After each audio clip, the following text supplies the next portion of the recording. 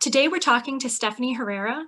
She's a wildlife biologist working on the California condor recovery with the Ventana Wildlife Society. Wildlife biologists study animals and their behavior and roles in the ecosystem.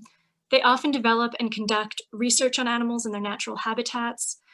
That research can often study the characteristic of animals, such as their interaction with other species, their reproductive and movement patterns, the dynamics within a population, and the transmission of diseases.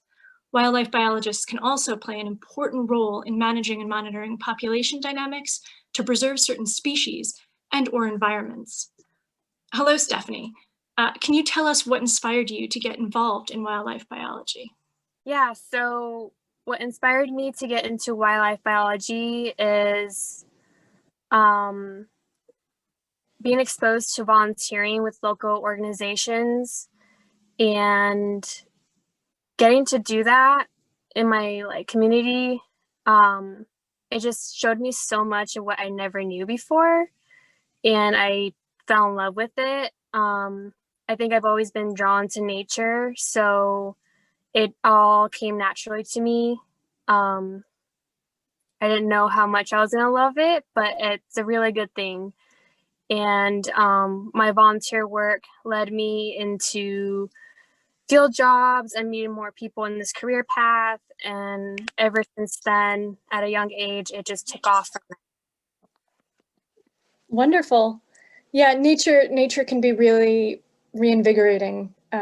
It draws you in once you get a little bit of an exposure to it. Yeah. Can you tell us a story about someone in the field that inspired you or that you really admire? Yeah, so when I was 21, I got my first condor field job as an intern with Fish and Wildlife Service in Ventura County, where I grew up. And, there's so many great people in this program to look up to. And I've met a lot of great people, but the most, I think, who inspired me the most was my supervisors when I was an intern. To name a few: Laura Mendenhall, Devin Pryor, Jeff Grisdale, and Joseph Brandt. They really showed me and made me believe that I was great at what I did, and they gave me a lot of opportunities to learn and grow in my job, and just motivated me to learn as much as I can. And I think that's what really made me love and choose this career path, is getting to learn so much and so well in a job, and at a young age too. And that's what inspired me to know already that this is what I wanted to do for the rest of my life. And they just really inspired me to get my degree and go for school and go as far as I can. Nice. Yeah.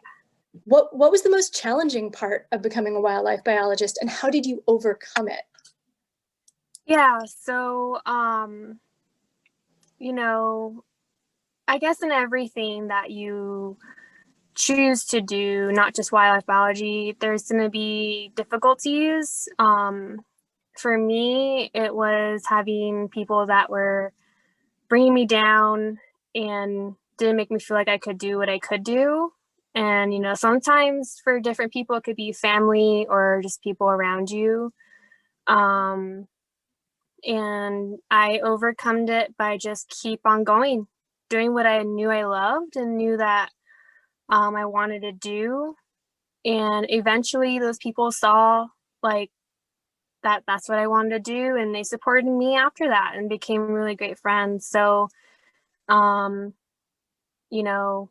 it's great to keep pushing forward when you feel like you can't do something. And that's the only thing that I think I struggled in becoming a wildlife biologist, but I am very proud of where I am now.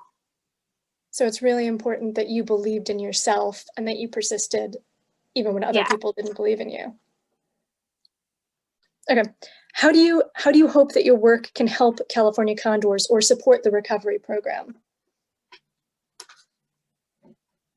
So I hope that my perspective on things and my own knowledge outside of the Condor program is, I believe that like I could bring in my point of view and opinions on things, um, to hopefully be a set of new eyes that could potentially help something in the program, um, like just being different and bringing that into the program.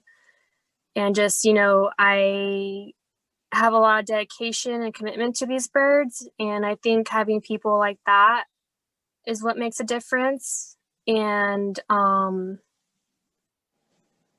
yeah. Okay. What is your greatest non-work related skill or accomplishment? Um, I'm sure there's a lot, but one of my favorites is just like one of my favorite little skills are doing photography. I really enjoy it, and I've done it for a very long time, and I've took that enjoyment into my work, which I feel like I've accomplished in using it as a tool for my line of work. And an example would be I used it to document behaviors and things that no one has ever seen in animals in the wild, and specifically the California condor, since I spent so much time with them. Yeah. A great example would be when I have documented condors feeding on something completely wild, not on their refuges or on any condor sanctuaries. And there's not a lot of documentation on that, at least at the time that I was taking those photos years ago. And it's just small things from behaviors to catching an injury on a bird and seeing that they're doing fine in the wild. Nice. I'd just like to say thank you so much for being with us. I know that logistically it was a challenge for you. You had to call in from a vehicle out in the field where you're surveying for condors, before and after you talk with me. So thank you so much for making time and, finding a place where you had a good signal. Of course. And it has been a true pleasure talking with you. Thanks, Helen. It was a pleasure too.